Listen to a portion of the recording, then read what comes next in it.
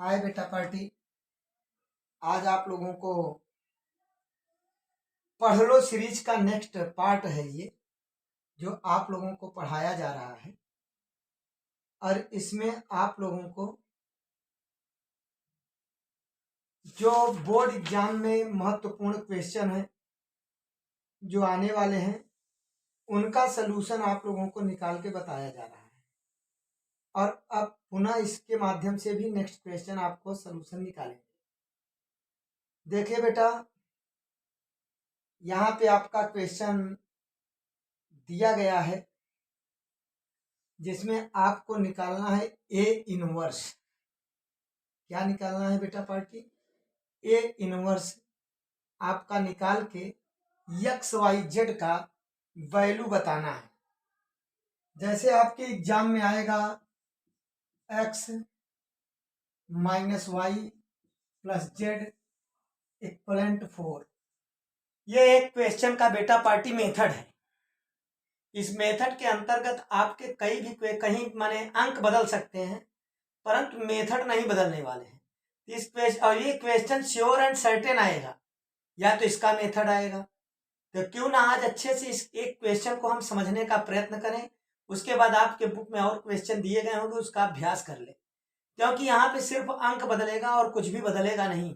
Method जरा सा भी बदलने वाला नहीं है, और इसे आप लोगों को बहुत अच्छे तरीके से समझाने चल रहे हैं। देखिए क्वेश्चन आपका अगला क्या है, इसी में 2x plus y minus 3z equivalent 0। x plus y plus z बराबर 2। ये आपका समीकरण दिया हुआ है बेटा। समीकरण को आपको हल करना है। यहां पे आप क्या लिखेंगे कि समीकरण निकाय क्या लिखना होता है बेटा? वो ए एक्स इक्वलेंट बी के रूप में लिखा जा सकता है। अब इसका मतलब ए कितना है बेटा? ए कैसे लिखेंगे? ए एक्स प्लस बी का मतलब ए जो आपके गुणांक है, एक्स का गुणांक देखिए कितना है, 1। यहाँ एक्स का गुणांक 2, यहाँ एक्स का गुणांक 1। वाई का गुणांक -1, यहाँ वाई का गुणांक +1, यहाँ भी +1। यहाँ जेड का गुणांक 1, यहाँ पे -3, और यहाँ पे कुछ नहीं है। जहाँ कुछ नहीं हुआ वहां आपने देखा होगा 1 है। ये बेटा आप लोगों का कौन सा पार्ट लिखा हमने? ए का वैल्यू लिखा। किसका वैल्यू लिखा बेटा? ए का वैल्यू लिख दिया। अब ए के वैल्यू के बाद एक्स का वैल्यू, जो आपका एक्स का मान निकालना है, ये पार्ट का एक्स बराबर आप यहाँ पे लिख देंगे एक्स वाई जेड। ये एक्स के प्लेस पर आप लिखने वाले हैं, ठीक है। अब बी का मतलब बेटा लोग क्या होता है? बी का मतलब होता है उस पार जो आपका दिया है। इतना ध्यान रखना है कि अगर एक्स वाई जेड पूरे इधर हैं, बाकी उधर है, तो उधर ही होने चाहिए, न कि आधा इधर आधा उधर होना चाहिए। अब बेटा क्या हो जाएगा? 4 0 और 2, ये आपका बी का मान है। हमको लगता है इतना आपको समझ में आया होगा। अब इसमें आपको क्या करना होता है, यहाँ पे जानिए। यहाँ पे आपको एक्स वाई जेड का मान निकालना है। तो एक्स वाई जेड का मान निकालने के बाद पहले ये देखना है कि संगत है कि नहीं है। आई मीन ए का मॉड निकालना है बेटा। ए का मॉड का मतलब क्या है?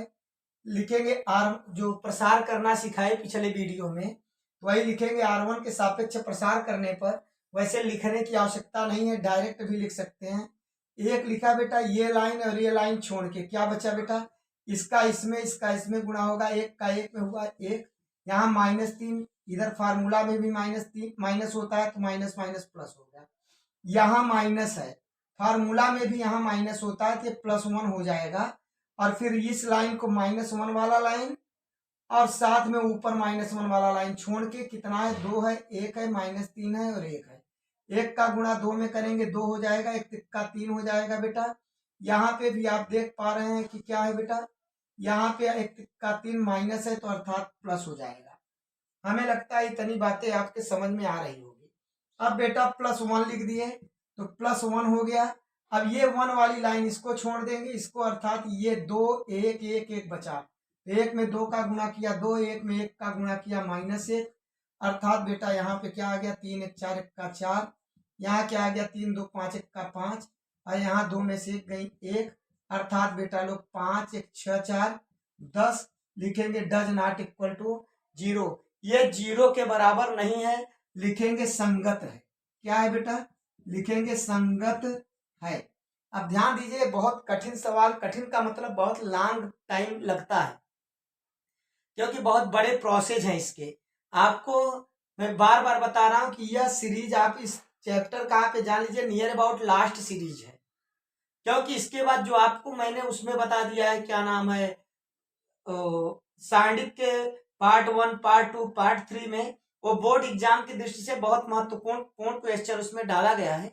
उस क्वेश्चनों को आप पूरा हल कर लीजिए, क्योंकि यहीं से आपके क्वेश्चन उठने वाले हैं, जो वीडियो में डाले हैं या आपके ये पढ़ लो सीरीज में डाल रहे हैं। इसलिए सब अच्छे से पूर्व में जाके आप उसका मूल्यांकन करके उसको हल कर ले, सोल्यूशन निकाल ले, और आपको एक्स्ट्रा पढ़ने की आवश्यकता नहीं है। यदि आपने पूरा मेथड सीख लिया और पूरे क्वेश्चन को सीख लिया तो एक्स्ट्रा पढ़ने की बेटा पार्टी कोई आवश्यकता नहीं है। आपका संपूर्ण क्वेश्चन यहीं से आने वाला है। चलिए आगे देखते हैं। अब ऐसी दशाओं में आप क्या करेंगे? अब यहाँ पे आप पूरा वैल्यू रख दिए, रखने के बाद अब यहाँ पे हमें सबसे पहले बेटा लोग निकालना होता है ए इनवर्स निकालना होता है। तो ए इनवर्स निकालने के लिए क्या प्रोसेस है आपको पिछले वीडियो में बताए हैं। अब देखिए A11 एक्चुअल ये 11 है, 12 है, 13 है, 21 है, 22 है, 23 है, 31, 32, 33। हम 11 का मान कैसे निकलता है ये बता दे रहे हैं, बाकी सबको डायरेक्ट लिख दे रहे हैं बेटा कितना होगा। 11 का मान यहाँ पे नहीं, बोर्ड में आपका आ नहीं पाएगा। 11 के लिए 11 लिखा बेटा, उसके बाद ये लाइन और ये लाइन छोड़ के इसका इसमें गुणा, इसका इसमें, आई मीन एक का 1 3 1 का 3, अर्थात 3 1 क्या यहाँ पे 3 और 1 क्या हो जाएगा बेटा 4 हो जाएगा, 4 का 1 में गुणा होगा। और उसके बाद फार्मूला क्या होता है आप जानते ही हैं, यहाँ पे -1 करके यहाँ 1 + 1 1 + 1, और उसके बाद बेटा यहाँ पे देखिए ये लाइन छोड़ दिया तो 1 1 का 1 और 3 1 का 3, अर्थात यही आएगा 3 1 4, और 4 यहाँ पे -1 का बेटा 1 1 क्या होता है 2 होता है, 2 -1 प्लस हो जाएगा, अर्थात A11 बराबर कितना आ गया 4 आ गया। इसी तरीके से आपका बेटा A12 निकलेगा। हम बता दे रहे हैं A12 आपका क्या होगा, A12 आप निकालेंगे तो -5 आएगा। A13 आप निकालोगे बेटा तो A13 आपका कितना आ जाएगा, हल करने के बाद हल करो देखो कितना आ रहा है, हाँ 1 आ जाएगा। इसी तरीके से बेटा A14 कितना आएगा, A14 तो है नहीं बेटा 21 है, कितना है 21, तो 21 जैसे ही निकालोगे आपका 2 आ जाएगा। A22 निकालेंगे तो कितना आ जाएगा बेटा लोग, A22 आप निकालेंगे तो आपका आ जाएगा बेटा 0। A23 कितना आ जाएगा, A23 आपका आ जाएगा -2, और ये 31 क्या आ जाएगा, 31 आपका आ जाएगा बेटा लोग हल करोगे तो कितना आएगा आपका 2। ये 32 कितना आएगा बेटा लोग, ये 32 जब हल करोगे तो ये 32 में आपका आएगा बेटा लोग 5, और ये 33 जब हल करोगे तो ये 33 आपका आ जाएगा बेटा लोग 3। ठीक है, ये आपके A21 A12 कैसे होगा, यदि आपको यहाँ नहीं समझ में आ रहा है तो पुराना वीडियो आप देखोगे तो A12 A21 ये सब कैसे निकलते हैं वो पूरा भली भांत समझाया गया है, और उसी तरीके से निकालना है जैसे अभी A11 निकाल के आपको दिखाए। बात समझ में आ रहा है ना, ऐसे ही सभी के मान होते हैं, इसको आप निकाल लेंगे। अब निकालने के बाद आप क्या करेंगे बेटा, लिखेंगे एडज्वाइंटर ए, लेकिन उसके पहले आप लिखेंगे सखंडज। क्या लिखेंगे,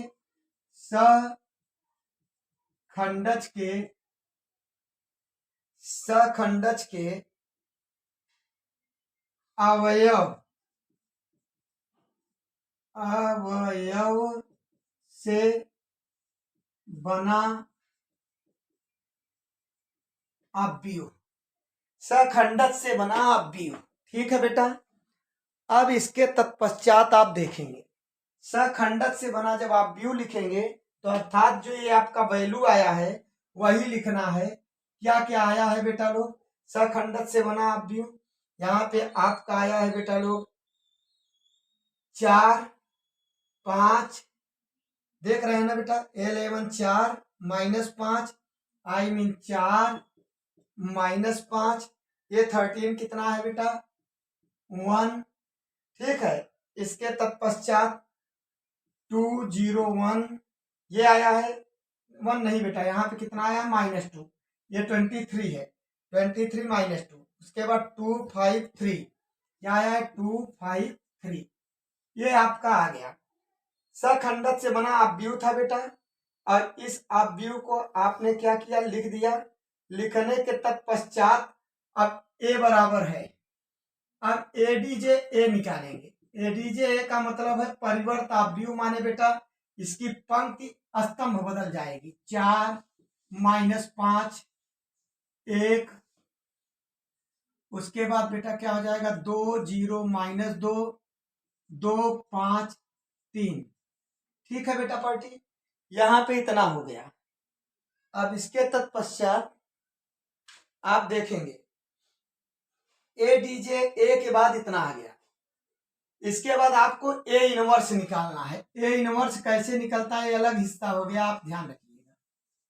ए इनवर्स का मतलब होता है बेटा 1/mod ए, और ए डी जे ए ये वाला पार्ट, अर्थात ए का भाग देंगे, माने कितना आया है मॉड ए 10 आया, 10 का इसमें भाग दे देंगे बेटा, 10 का भाग देंगे तो कितना आ जाएगा, ए इनवर्स बराबर 10 का भाग देंगे तो 4/10, 2/10, 2/10, 5/10, 0/10, 5/10, उसके बाद बेटा क्या आ गया 1/10 -2/10, 3/10, इतना आंसर आ गया 10 का भाग देने के तत्पश्चात बेटा पार्टी।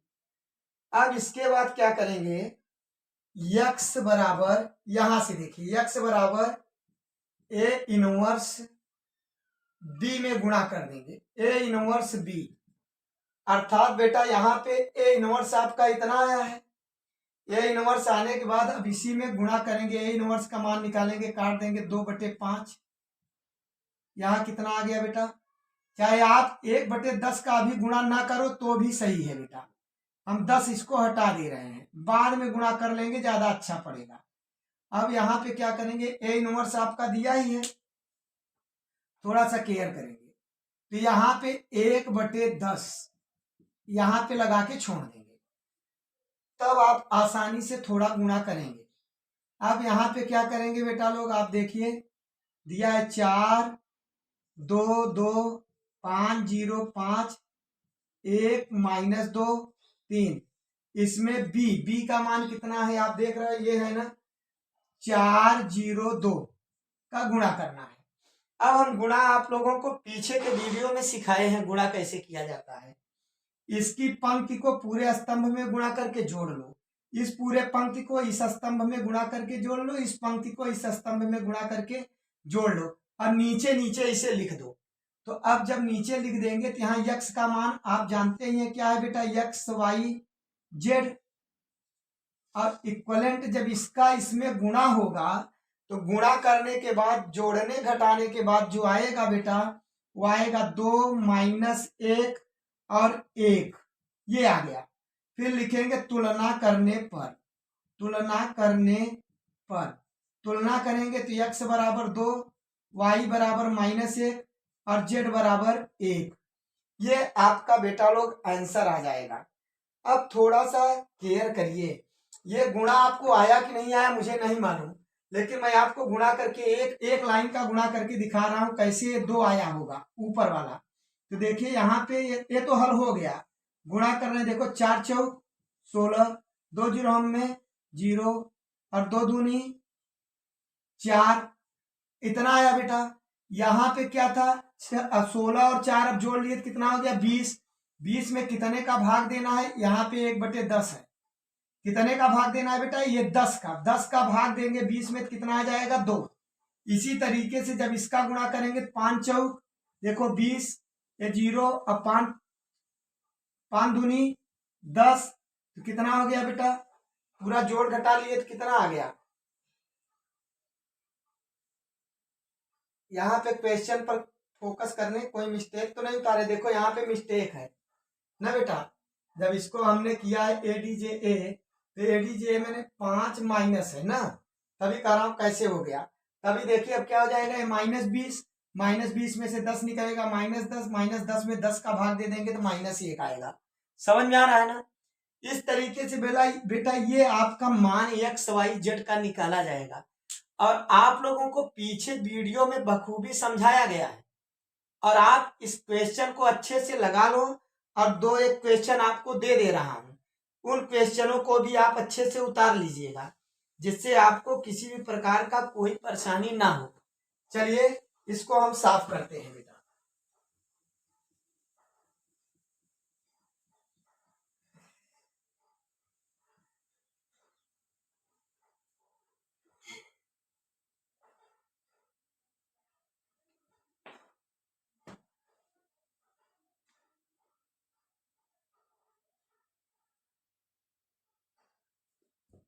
बेटा अगर ये